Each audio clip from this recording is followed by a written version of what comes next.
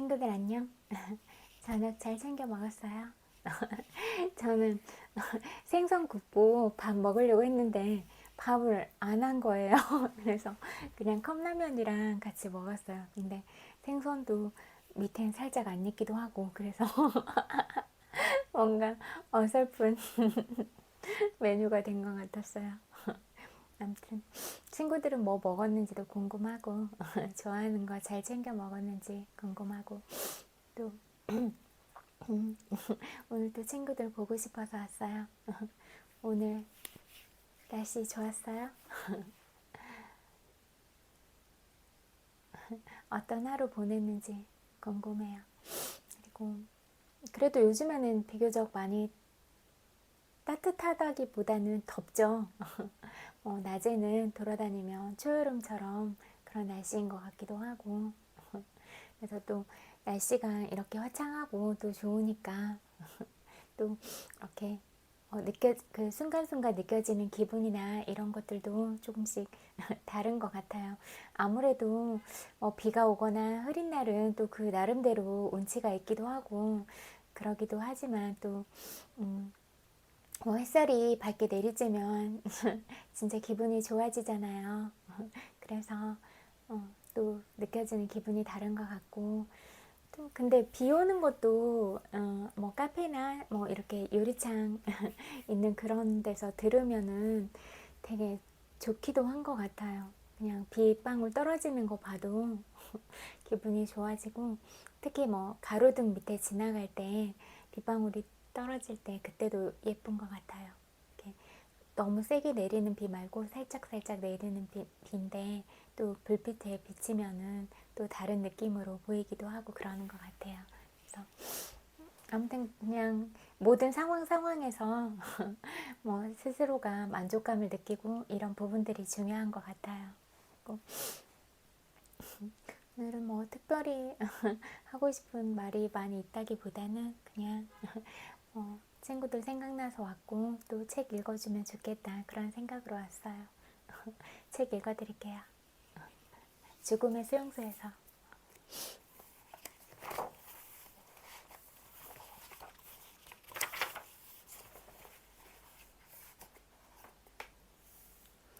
정신의학도의 신조. 인간에게 자유가 허용되지 않는 상황은 있을 수 없다. 제한적이기는 하지만 신경증 환자나 노이로제 환자에게도 자유는 있다. 정신병도 인간 실존을 가장 깊은 곳까지 침투하지는 못하는 것이다. 도저히 고칠 수 없는 정신병을 앓고 있는 사람, 비록 사회적으로 쓸모가 없을지도 모르지만 이런 사람에게도 인간으로서의 존엄성은 있는 법이다.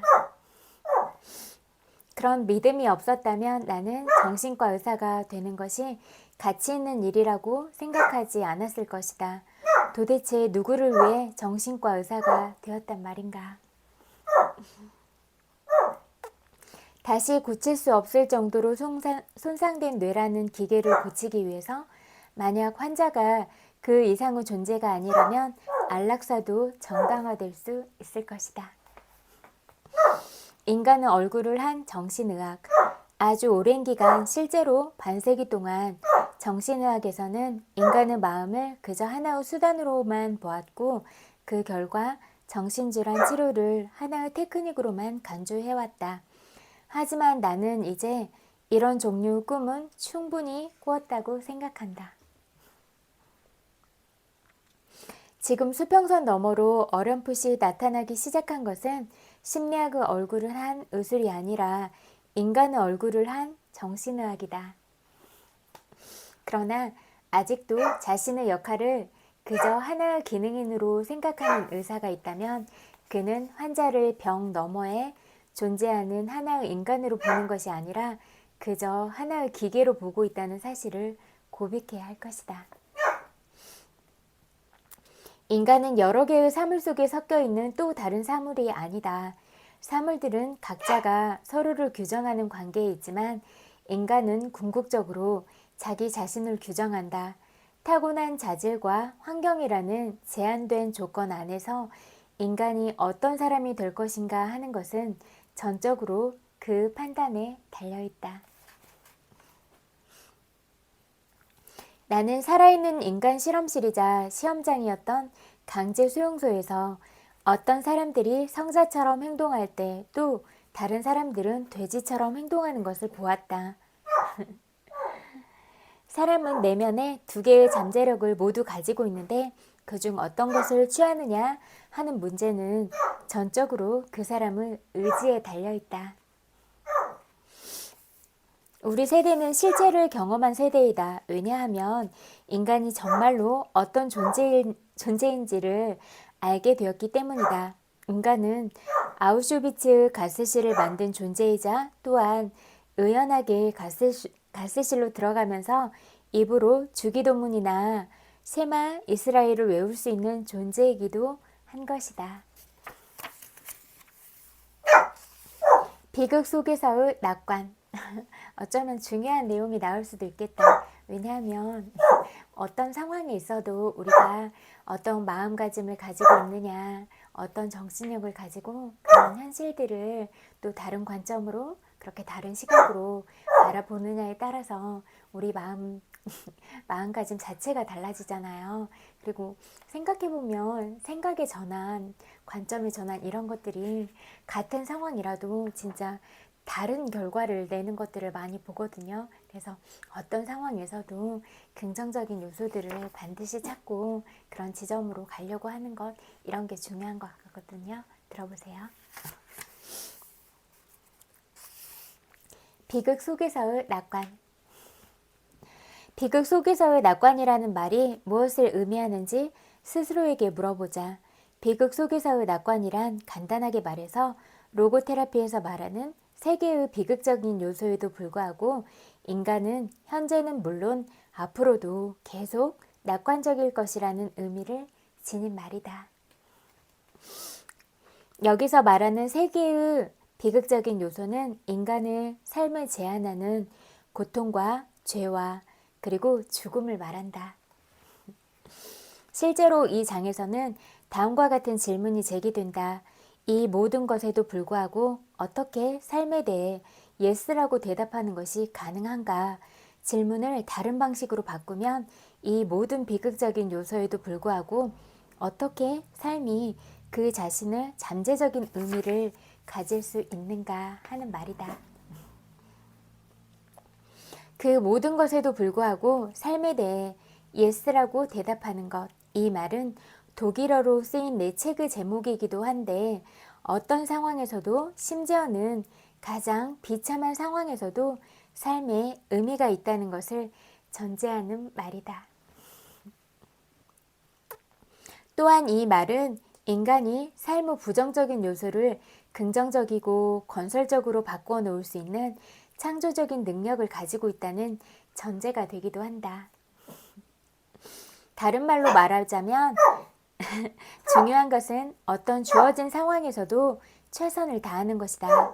최선이란 라틴어로 옵티넘이라고 하는데 내가 비극 속에서 낙관이라는 말을 사용한 것도 바로 이 때문이다. 여기서 말하는 낙관이란 비극에 직면했을 때 인간의 잠재력이 고통을 인간적인 성취와 실현으로 바꾸어 놓고 죄로부터 자기 자신을 발전적으로 변화시킬 수 있는 계기를 마련하며 의례적인 삶에서 책임감을 가질 수 있는 동기를 끌어낸다는 의미를 갖고 있다. 하지만 이것 하나는 명심해야 한다. 낙관적인 생각이 명령이나 지시를 받아 생기는 것은 아니라는 사실이다. 사람은 심지어 자기 자신에게도 모든 가능성에 대해 모든 희망에 대해 가리지 않고 낙관적이어야 한다고 강요할 수는 없다. 희망에 적용되는 것은 나머지 두 가지 것에도 적용되는데 말하자면 믿음과 사랑도 명령하거나 지시할 수 없다는 말이다. 유럽 사람의 눈에는 미국의 문화가 인간에게 행복하기를 끊임없이 강요하고 명령하는 것처럼 보인다. 하지만 행복은 얻으려고 한다고 해서 얻어지는 것이 아니라 어떤 일의 결과로서 나타나는 것이다. 사람이 행복하려면 행복해야 할 이유를 가지고 있어야 한다. 그리고 일단 그 이유를 찾으면 인간은 저절로 행복해진다. 알다시피 인간은 행복을 찾는 존재가 아니라 주어진 상황에 내재해 있는 잠재적인 의미를 실현시킴으로써 행복할 이유를 찾는 존재라고 할 수 있다. 이유가 필요한 것은 또 다른 인간적인 현상인 웃음의 경우도 마찬가지다. 만약 당신이 다른 사람을 웃게 하고 싶으면 그 사람에게 웃을 수 있는 이유를 제공하면 된다. 즉, 우스운 이야기를 해서 그를 웃겨야 한다는 말이다. 다른 사람이나 자기 자신에게 웃음을 강요해서는 진정한 웃음을 끌어낼 수 없다. 이렇게 하는 것은 마치 카메라 앞에 선 사람에게 치즈라고 말하라고 강요하는 것과 같다. 그런 다음 완성된 사진을 보면 사람들의 얼굴이 자기적인 웃음으로 얼어붙어 있다는 것을 알 수 있을 것이다. 로고테라피에서는 그런 행동 패턴을 과잉 의도라고 부른다. 과잉 의도는 불감증이든 발기부전이든 간에 성적인 문제로 인한 신경질환을 일으키는 중요한 원인이 된다. 자신을 상대방에게 내맡김으로써 자기 자신을 잊어야 하는데 그러지 않고 직접적으로 성적인 쾌락을 과도하게 추구하면 할수록 성적인 쾌락을 추구하려는 욕구가 더 참담한 실패를 맛보게 된다. 사람이 일단 의미를 찾는 데 성공하면 그것이 그에게 행복을 가져다 줄 뿐만 아니라 시련을 견딜 수 있는 힘도 준다. 그렇다면 의미를 찾으려는 노력이 허서로 돌아갔을 경우는 어떻게 될까? 그렇게 되면 아주 치명적인 결과가 나타날 수도 있다. 그 실례로 포로 수용소나 강제 수용소와 같은 극한 상황에서 가끔씩 일어나는 일을 생각해 보자. 내가 어떤 미군에게 들은 말인데 이럴 경우 처음에는 체념 상태라고 부르는 행동 패턴이 나타난다고 한다. 강제 수용소에서는 이런 체념 상태가 아침 5시에 잠자리에서 일어나는 것은 물론 밖으로 일하러 나가는 것도 거부하고 대신 막사에 남아 똥과 오줌에 절은 집더미 위에 누워있기를 고집하는 행동으로 나타난다. 아무것도 그들의 마음을 바꿀 수 없다. 경고도 협박도 소용없다. 그런 다음에 아주 전형적인 행동을 한다. 주머니 깊숙이 감추어두었던 담배를 꺼낸 다음 그것을 피기 시작하는 것이다. 바로 그 순간 우리는 그가 앞으로 48시간 안에 죽을 것이라는 사실을 예감한다. 의미를 찾으려는 의지가 없어지고 순간적인 쾌락의 추구가 뒤를 잇는 것이다. 매일매일 살아가면서 우리는 이와 비슷한 경우를 너무나 많이 보고 있다. 나는 스스로를 미래가 없는 세대라고 부르는 젊은이들을 생각해 본다. 이것은 한 나라에만 국한된 현상이 아니라 전 세계적으로 나타나는 보편적인 현상인데 그런 젊은이들이 위안을 얻는 것이 담배가 아니라 마약이라는 것은 누구나 다 알고 있는 사실이다. 사실 마약 문제는 이보다 더 보편적인 집단 현상, 즉 현대 산업사회의 보편적인 현상인 실존적 욕구 좌절에서 나오는 삶이 무의미하다는 생각의 일면을 반영하는 것이다. 삶이 무의미하다는 생각이 정신병의 발병 요인에서 점점 더 커다란 비중을 차지하고 있다고 주장하는 것은 일단 비단 노고테라피 치료 전문가들만이 아니다.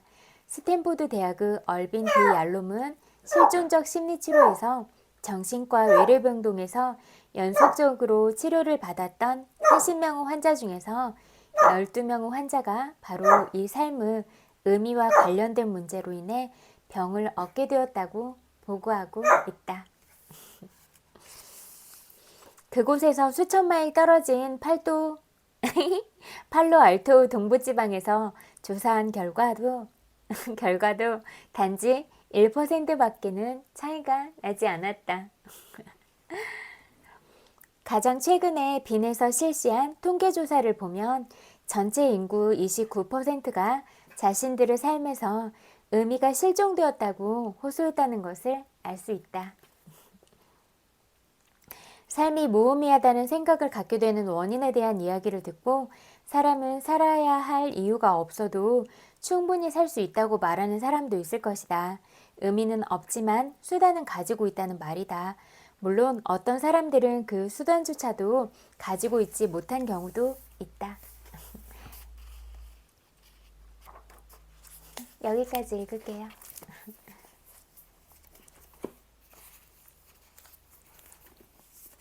여기까지 읽고 또 상처받은 내면의 치유 공부할게요. 이거 내용 들으면 친구들 스스로한테 비춰보면서 그런 자기 자신의 내면 아이는 어떤 상태인가 이런 부분에 대해서도 반조해 볼 수 있고 그러면 좋을 것 같은데 그렇게 해보셨어요? 선언문. 비록 갓난아이의 욕구가 다 충족되진 않았더라도 상처받은 내면의 갓난아이 또한 여전히 원래의 에너지를 갖고 있다. 그 아이에게는 지금까지 받아보지 못했던 그런 돌봄이 아직도 필요하며 이 세상에 태어난 걸 환영받아야만 한다.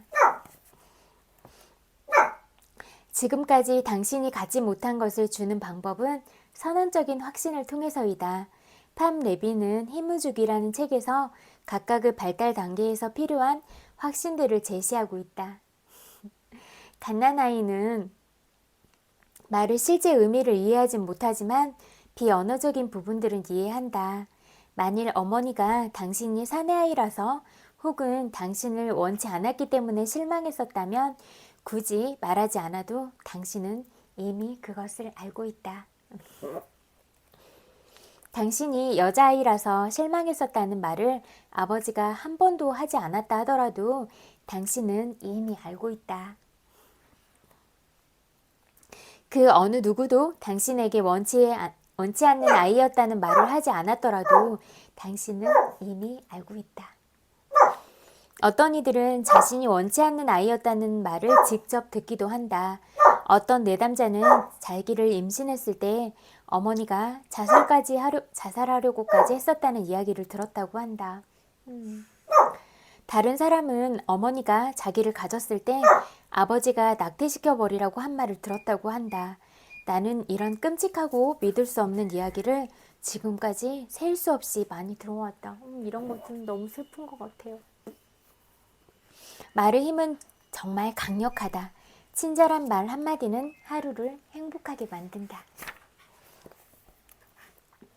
반면 비판적인 말은 일주일 내내 우리를 우울하게 만들 수 있다. 막대기와 돌은 당신의 뼈를 부러뜨리지만 험담은 당신에게 그보다 더 큰 상처를 입힌다.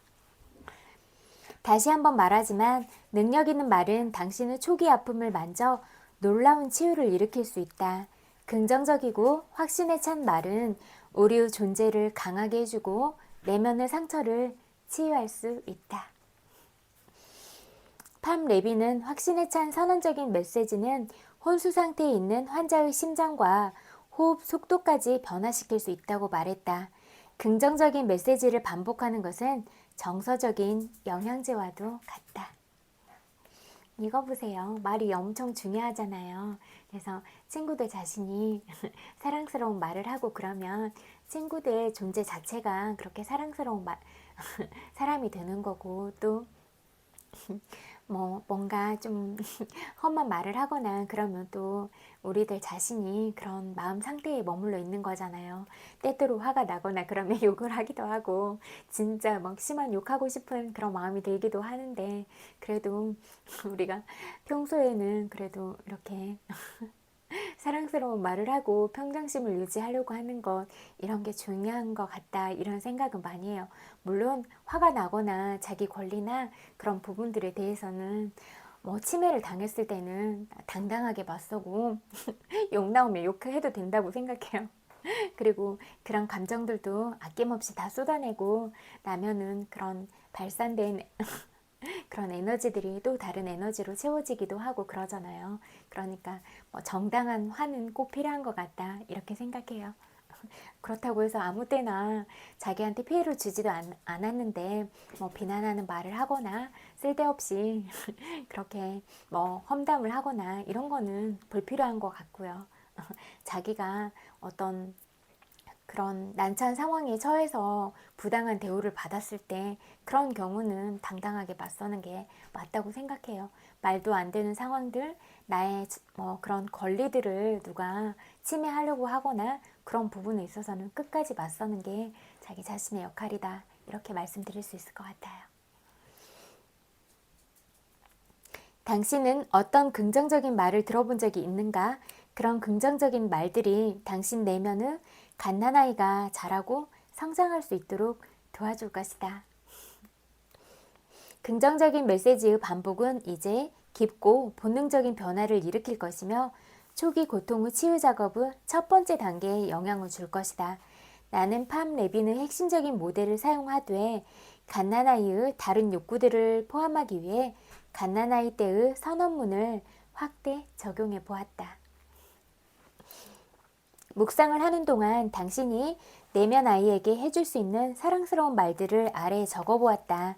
내면 아이는 부드럽고 슬기로운 어른인 당신에게서 이 말들을 듣게 될 것이다.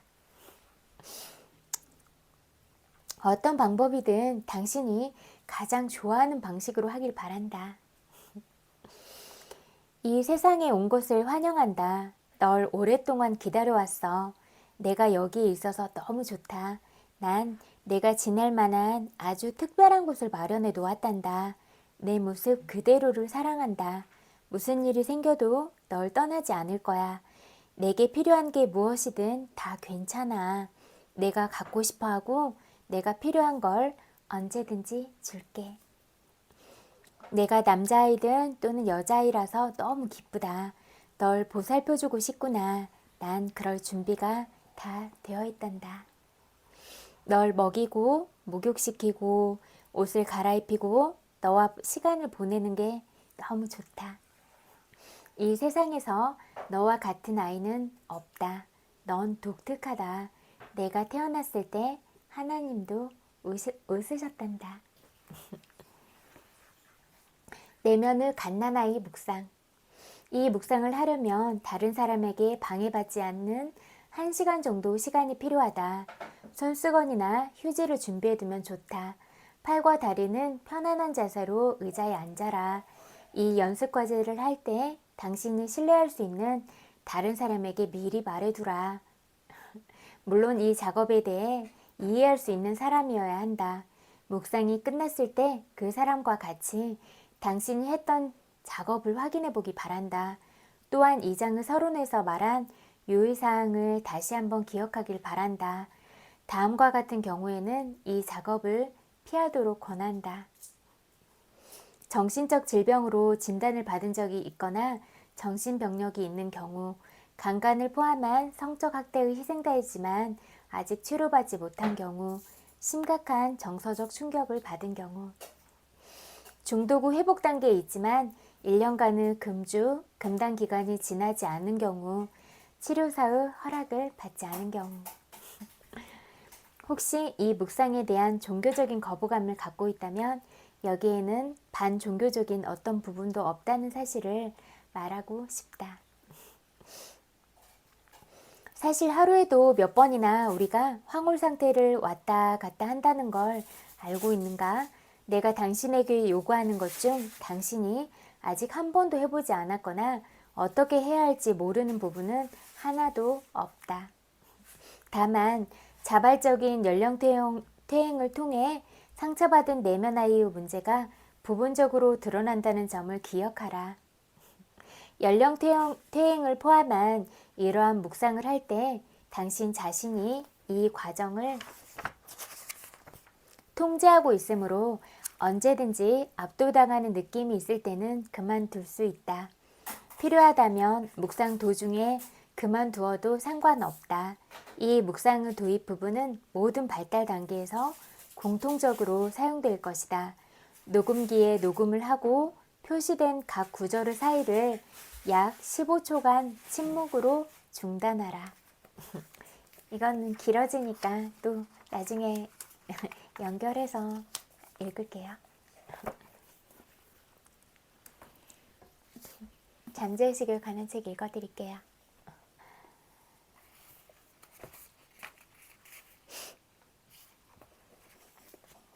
긴장을 에너지로 바꾸는 방법. 레이프 에머슨은 생명의 원리가 제대로 작동할 때만 마음의 평화가 찾아온다고 말했다. 마음이 작동하는 방식을 배워 현명하게 활용한다면 평화, 번영, 평정, 균형, 안전이 삶에 가득할 것이다. 다리를 건설하는 설계자는 수학 공식을 활용해 다리의 설계도를 완성한다. 자재의 압력과 강도 등 아는 지식을 총동원한다. 다리 건설에 사용되는 규칙은 어제도 같았고 오늘도 같으며 앞으로도 같은 불변의 규칙이다. 마찬가지로 마음의 법칙도 변하지 않는다. 장력이 너무 세면 수많은 사람의 목숨을 앗아가는 참사가 일어나듯 긴장이 과하면 불안장애를 앓는다. 하지만 어느 정도 불안감은 정상적이며 필요하기도 하다.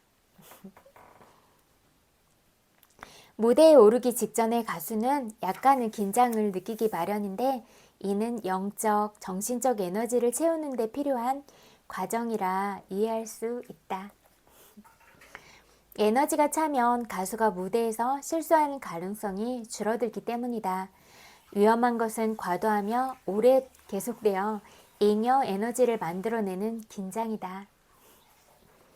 잉여 에너지를 만드는 것은 시계 태엽을 너무 많이 감는 것과 같다. 태엽을 너무 많이 감으면 용수철이 고장나 시계가 더는 작동하지 않는다.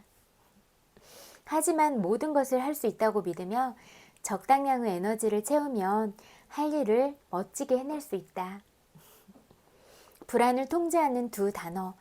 엔터테인먼트 업계 임원인 론을 만나 이야기를 나눴다. 론은 최근 의사에게 불안장애라는 진단을 받았다. 늘 긴장 상태에 있었고 불면증에도 시달렸다. 돈 걱정과 미래 걱정이 끊이지 않았다. 나는 그에게 장력이 전혀 없는 강철은 양지르 강철이 아닌 것처럼 약간의 긴장감은 좋은 것이라 설명했다. 의사가 지적하는 것은 통제할 수 없는 긴장이나 에너지를 뜻하는 것이라 짚어주었다. 의사와 협력해 치료를 받고 말의 힘을 빌리는 치료요법 또한 함께 실천해보라고 권했다. 론은 하루에 서너 번씩 조용히 명상하고 진심을 다해 긴장을 완화하고 마음에 평화를 주는 확언을 하며 불안장애를 이겨냈다. 론이 진리를 되뇌이자 영적 울림이 일어나 잠재의식에 있던 모든 불안감을 없애버렸다. 이제 론이 좋아하는 두 개의 단어는 평온과 평정이 되었다. 그는 모든 불안하고 걱정스러운 생각을 없애는 영적인 힘이 자기 안에 있음을 깨달았다. 오늘날 그는 모든 일이 잘 될 거라 믿는다.